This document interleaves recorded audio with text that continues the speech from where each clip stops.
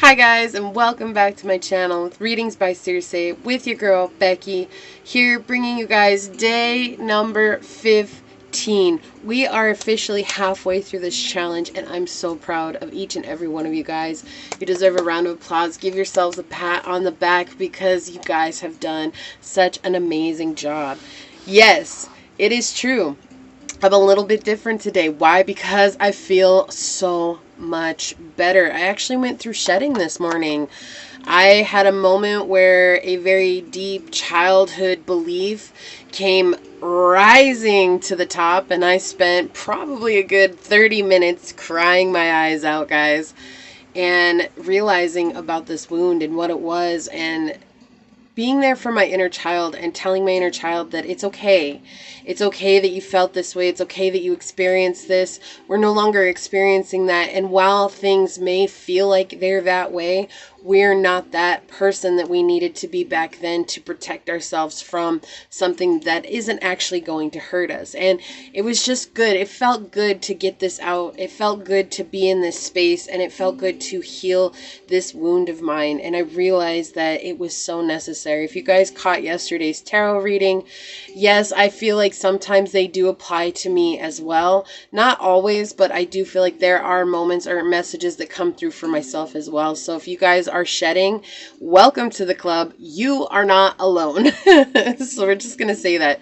Guys, we have so much to cover today. I'm super excited about this week. This was the week that I was kind of like nervous about and excited about because, again, everything that I'm teaching you guys actually goes in line with the exercises that I give you at the end of each video, right? The journaling, the yoga, the meditation, and the affirmation, they are all going to go in line with one another with the exception of next week, but we'll talk about next week when we get there. Day 15, we're back to the root chakra, guys. This is our third day working with the root chakra. And again, we have a lot to cover. This week, we are going over healing with yoga and mudras. And this one is why I have been offering that 10-minute yoga practice on my channel in that playlist. No, I'm not the one that's teaching it, guys, because Yoga with Cassandra, she has over 1 million followers. In fact, I think she actually came up onto 2 million. She's very good at what she does. She's been doing it for a long time. However, I do have a lot of study and research with yoga. I've been consistently practicing yoga for 4 years now. In fact, I am about to roll over into year number 5, and I'm excited about that. And also, guys, just keeping in mind that I've been practicing yoga for 12 years. It's been a little bit longer than that. I'm just going to say it 12 years because that's how long it's been affecting my life. It's actually been since 2008. So, I don't know, what does that equal out to? About 13 years, yeah. So it's an amazing journey, guys, and I feel like it is so important to connect with our chakras. Okay, cool. We've got that out of the way. Also, disclaimer, I'm not here to replace your primary care physician. The information that I give you on these videos is purely information. It is not to replace anything that you might be experiencing. And remember that you know your body. I don't know your body. So taking care of yourself is the first and utmost primary thing that you should be doing on every day in regards to, if you find information on these videos, if you guys choose to take these healing practices, it is at your own risk. Okay, got that out of the way. So what's healing with yoga? What's going on here? Well, if you guys have been practicing yoga, you guys know it is about finding postures. There are different types of yoga. I'm not going to get into all of them today. Today we are going over asana, which is the movement of yoga.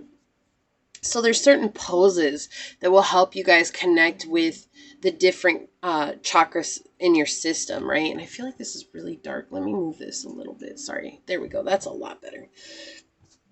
And it just depends on the chakra that you're working with. But today we are going over some poses that will help you connect with your Muladhara, your root chakra. So a few of those poses are crow pose, child's pose, mountain pose, warriors 1, 2, and 3 pose, tree pose, standing forward fold, and bridge pose. These are all designed to build strength within our foundation, to build stability and balance within our legs, which is our foundation. That is how we move about the world. That is how we root ourselves into this world. Really quick, before I started this video, I actually was watching the squirrel outside the window, and I watched him bury a nut, right? Like they go and they find acorns and nuts and all this stuff, and they bury their food, right? And I was actually watching him bury an acorn outside my window, and I was sitting there laughing, and I was like, this is how forests are built, because the squirrels, they bury their nuts and they don't remember where they put them at. And he was so methodical with burying it, and how nicely he patted the dirt after, and he like ruffled up the grass. And I thought that is so symbolic to where we're at today, building our roots. And our roots start with taking care of the seed within, and that's our soul, right? Wonderful. So keep in mind, there are many poses that will help you connect with all your chakras. We did talk about that. When connecting with the root chakra, though, you want strong, stable, static, strength-building poses that focus on your legs and your foundation, okay? And today, we are going to break down one pose. I'm not going to do it for you guys, because you can actually find people who will do that for you, and it's just easier this way. Otherwise, I got to move you guys all over, and it's just not fun doing that, okay? And I don't really have a lot of room to show you guys some of these poses inside, okay? So we're going to break down mountain pose. And the reason I chose this is because when you think of a mountain, how strong and stable it is, it can withstand the elements. It stands firm, and yeah, it gets weathered, but it always stands tall in the distance. And I grew up in Colorado and always had the mountains on the west side. And it's something that I remember when I started this journey, I was just so thankful for being able to see the mountains, for understanding just how strong we truly are as an individual. Now, the cool thing about this is, like I said, we're going to break this down. This is getting into some stuff that you guys might not know about, and just hang with me. I just want to break it down as to why certain poses, actually all yoga, will help align your body. Sometimes it's just like, oh, it's just this metaphysical practice that we do. However, I'm bringing a little bit of scientific energy and research into this, okay, with the physiology of the practice. So mountain pose, or Tadasana, represents how you hold yourself in the world. It is your postural alignment, right? Where our confidence comes from, and our ability to move about in this body comfortably, okay? It creates a stable connection with the earth element, which is the root chakra. It's connected to the earth element. And without realizing it, in this pose, there are many muscles that are slightly engaged, that actually, they engage slightly just to resist gravity, right? Just as simple as that. It's to resist gravitational pull. Our focus on this pose is neutrality. So you want to find a neutral place and actually engage as few muscles as possible. It's just standing in alignment, right? And this journey is all about alignment. I felt like this was the perfect day to start, because this is day 15, and root chakra has been our first day all this time. And to talk about alignment is so important. And this is one pose that really focuses on upright alignment within our bodies, okay? The muscles engage slightly in order to keep you from leaning one way or the other, or falling over, and this, that, and the other. So that's why our muscles engage, right? We think about when we sit up, our abs are engaged so that we don't just constantly fall over or fold into ourselves, okay? Some of the muscles that are going to be engaged slightly are your lower legs, your thighs, your hips, your back muscles, your abdominals, okay? Now let's talk about some of the places that are going to engage in this posture. You have your neck, okay? And within the neck, it's going to be the cervical extensors that engage while in a lengthened and neutral position, helping your neck stay long with a neutral, natural curve, okay? And it's that inward curve that we're looking for. And how do we find this? If you guys feel there's this little bump on the back of your neck where your spine meets your skull, right?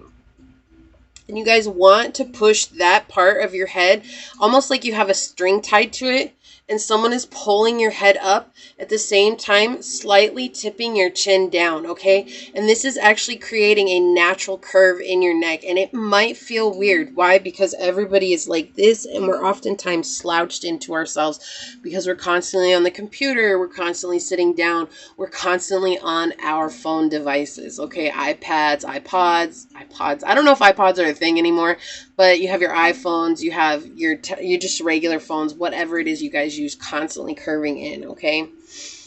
Now, along with that, your arms are slightly engaged, but it's the posterior deltoids, and this is to externally rotate your shoulders, right? That push and pull that you feel when you put your shoulders back.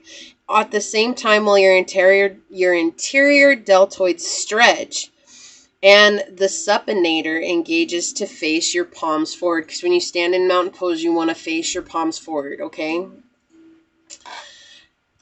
Your torso, you have your spinal extensors and your transversus abdominis to engage and lengthen and stabilize your spine. Okay, we're talking about alignment. Our spine is all about finding alignment.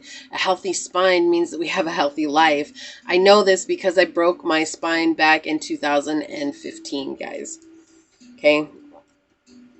The rhomboids, the middle and lower trapezius, engage to stabilize your scapula, and the pectoralis minor may be engaging to lift your ribs, okay?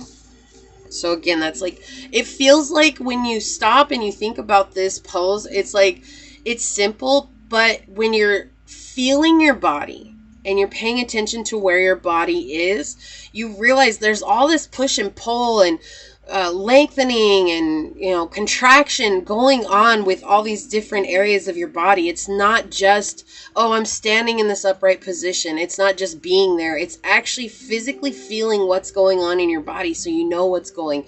Is this right? Is this wrong? Does this feel comfortable? Does this feel uncomfortable, right? And that's what we mean by really connecting with your body. It's feeling every aspect of your body from your toes to the top of your head. What's going on? That might not feel like that's very important. However, that is so imperative to the yogic practice, to meditation, and to being present in this moment. It's just being aware of what's going on within our bodies. No one else can tell us. We have to learn to tell ourselves what's going on within our bodies. Okay, you have your thighs.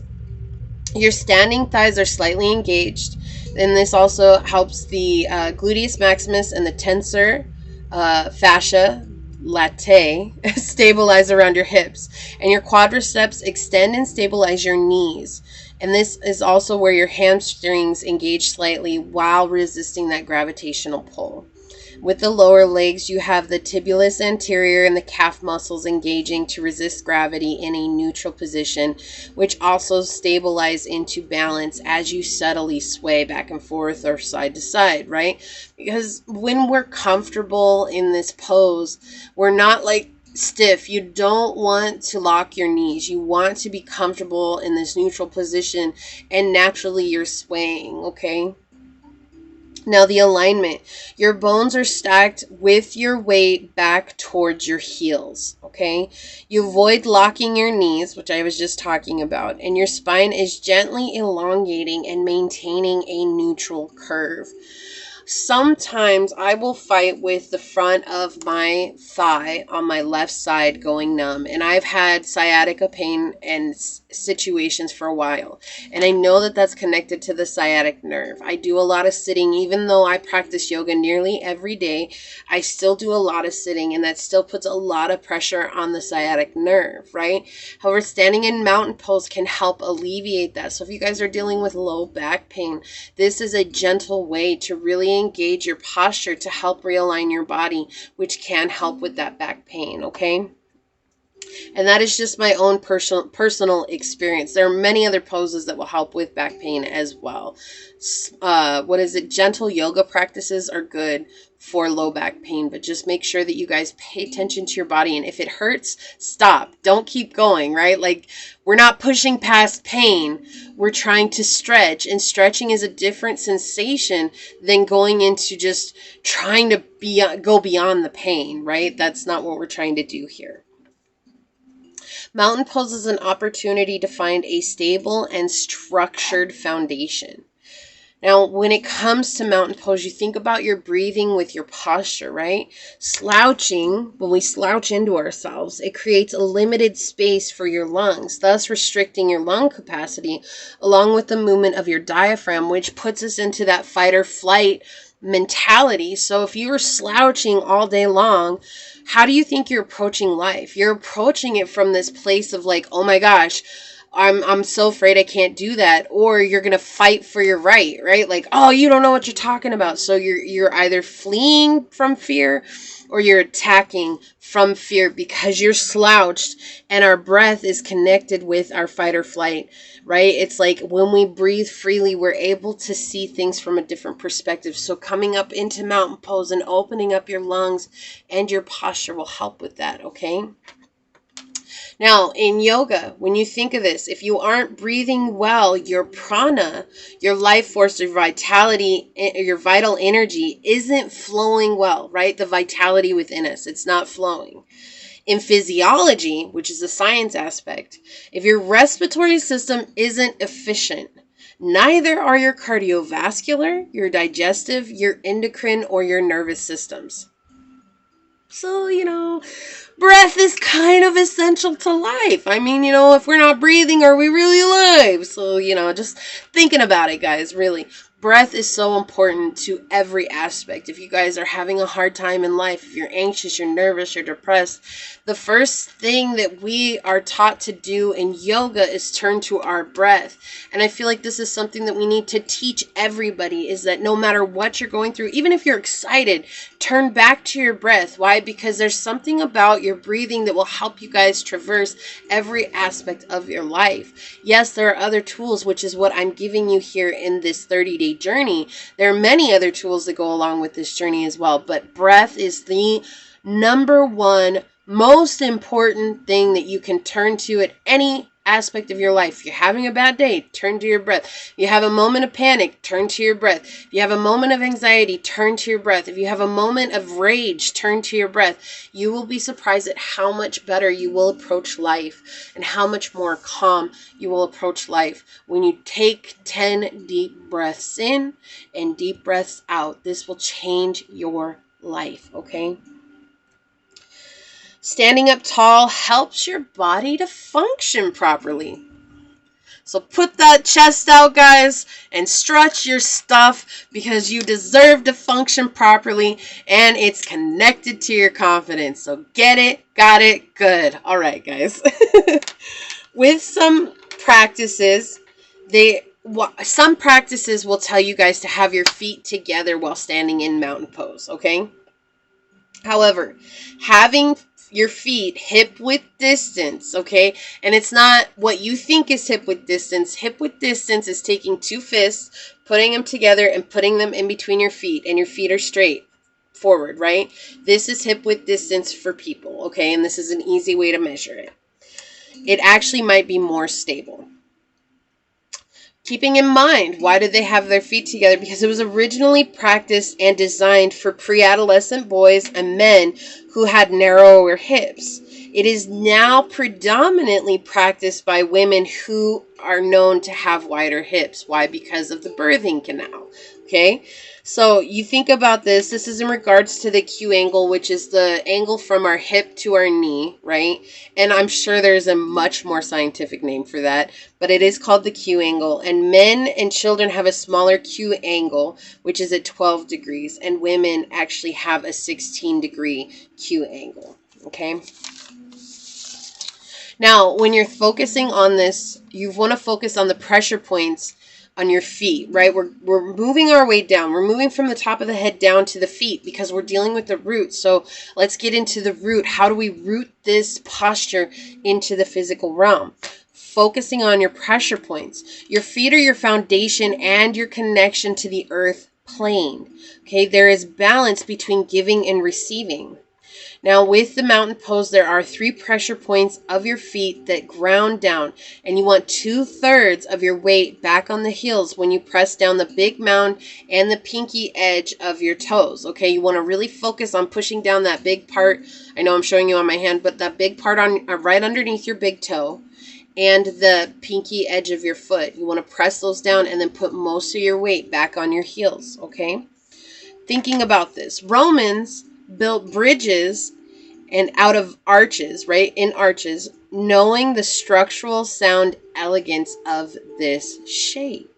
Interestingly enough, our feet are also designed this way, offering us a structurally sound base. We actually have 3 attaching arches within our feet, okay?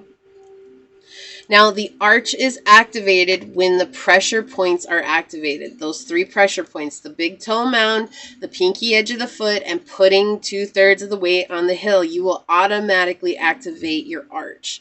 Okay, and there's healing in that. Great. So now we're going to move on to the second thing. We talk about yoga. Really want to get one pose in for you guys, break it down so you understand the science behind it, so that you guys see that there is truly healing about it. It's not just, oh, yoga is this spiritual practice that we practice. No, there's actually more to it than just being spiritual, okay? There is science that's behind it. There is healing. There's biology. There's physiology behind it, okay? And this is just the tip of the iceberg, okay? I'm trying to break it down in small chunks for you guys as best as I can. All right, so the second thing is we're going to talk about mudras. And what are mudras? Mudras are hand gestures that you make that will connect you with different aspects within your being. We're not going to go super far into mudras. We already talked about the Vishnu mudra, right, at the beginning, which I stumbled over. We're good now. I got it. You guys got it. We're all masters of the Vishnu mudra. We all know what internostril breathing is. So Nadi Shodhana, which is great. But let's move on. We're going to move on to the mudras today, or one mudra in particular. I'm not going to give you guys too much. I want you guys to focus on one thing at a time. That is so imperative to the journey. Really focusing and honing in on one aspect each day. And today we're going to talk about the Gyan mudra. Before I show you this mudra, I'm going to talk a little bit about it, okay? This is also known as the Chin mudra. Okay, and Chin means consciousness in Sanskrit. This is also known as the mudra of knowledge. It's connected to the root chakra. Okay, when we think about the root, we know that it governs our feelings of stability, structure, security, home, also our feelings of interconnectedness and our fears, right? Now, the Gyan mudra helps with dissolving our fears in a strong and consistent meditation practice. All right, here we go. We're tying in the things that we've been practicing for the last 2 weeks. We're beginning week 3, right? You guys are getting really good at this. You've been with class this whole time. So you guys know what I've been asking you to do. And I know I tell you guys if you're up to it, but I know most of you guys are feeling the benefits from this. And if you guys are feeling good, that means that some of you guys have probably branched out to try some of the other practices. I've been asking you guys to meditate. I know I haven't made it mandatory. However, this week I want you guys to meditate. It is mandatory along with journaling, okay? And please try to get your yoga practice in. We'll get there. All right. So when you meditate with the Gyan mudra, it helps dissolve our fears by keeping a strong, consistent meditation practice. It is one of the best mudras for stability in meditation, like helping ground ourselves when we're meditating to get out of our thoughts and more into our body, which was what we were talking about. Okay, now I will show you guys. It is like this, right? The Gyan mudra is like this. You put your, kind of like when we were doing the kinesiology testing, but you guys keep your hands open like this, and you touch your index finger to your thumb finger, and you put your hands on your knees like this, sitting in a cross-legged position. If cross-legged is uncomfortable, sit on a folded blanket, sit on a cushion. Find something that you guys can sit on. You can even sit on a chair. That is fine. And keeping your hands open like this and on the back of your thighs, okay? Now, the index finger is connected to Jupiter. the planet of spiritual growth, expansion, knowledge, good fortune, and abundance. And another interesting fact is that I guess we're going to Rome, guys, so let's get it, right? The Romans honored the god Jupiter more than any other god. He was considered the god of the sky who granted good fortune while symbolizing faith and wisdom. And in order for us to practice faith in the world, it is so important for us to stay grounded, because otherwise we'll get lost in the clouds and we won't be able to materialize or manifest anything on this journey, because we'll be so far up in the clouds and living and imagining and daydreaming of other lives that we won't be able to ground what it is that we want. And being grounded is so important, which is why we work with the root chakra, okay? Now, practicing the Gyan Mudra stimulates our brain and it helps with our spiritual growth, right? They kind of go hand in hand, do you see? It also symbolizes union with your soul, and it's said to be felt in the crown and the heart chakra. If you guys are good with feeling subtle energy bodies, you guys will begin to feel activation within your crown and your heart chakra, okay? Some of the benefits of the Gyan Mudra is it's strengthening your mental and physical health. It helps those with psychological disorders and problems. It connects you to ancient wisdom that is within you. It can begin activating your Kundalini energy. And it is said to boost the air element, connecting you with your thoughts and finding balance within those thoughts, okay? It helps to sharpen your memory. It helps heal internal organs by reducing stress, anxiety, depression, and insomnia. And one little thing here I was saying, attaining true knowledge by the realization you had all the answers within you this whole time. Isn't that cool? Okay, so again, the Gyan Mudra is just like this, okay?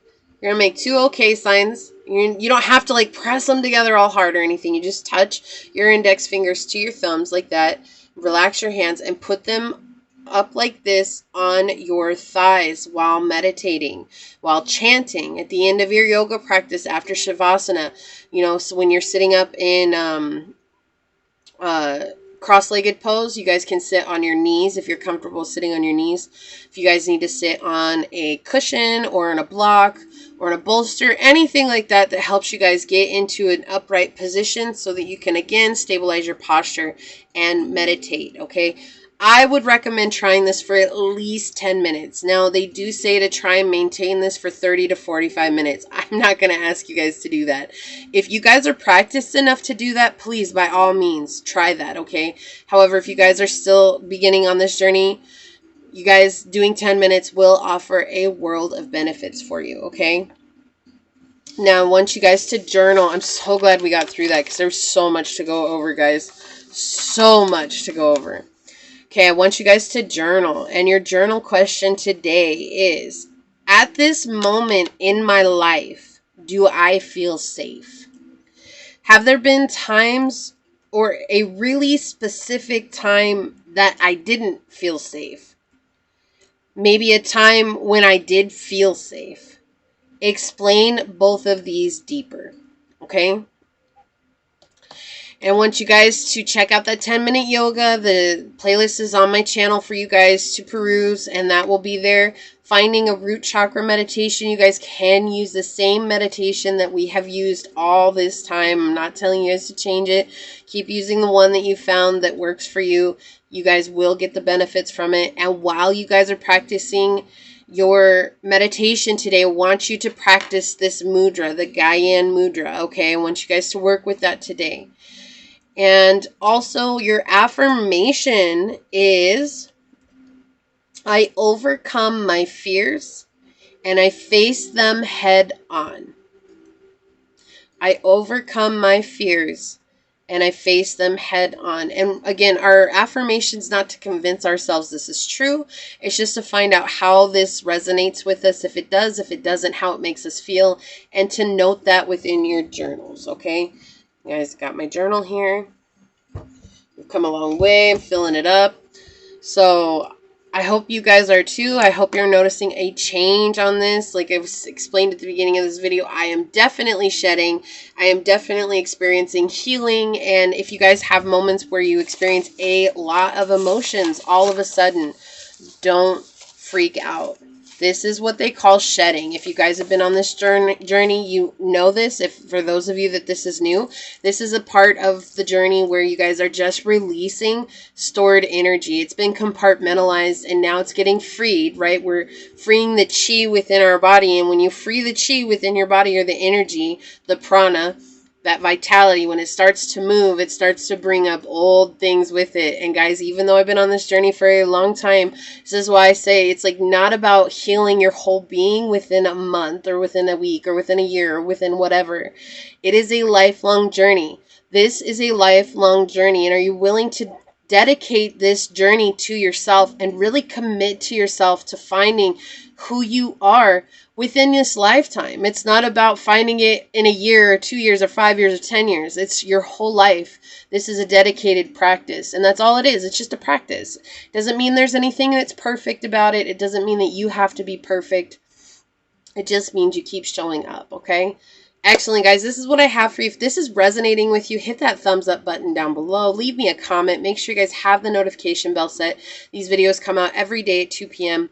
And with this, you guys should also see a tarot reading. It is not a requirement. It is for those of you guys that are interested in tarot or are following my tarot journey. It is there for you. I'm going to leave it here. I'm so glad. I'm excited for this week. I hope you guys are too. And I love you guys. And I will see you guys tomorrow. Bye.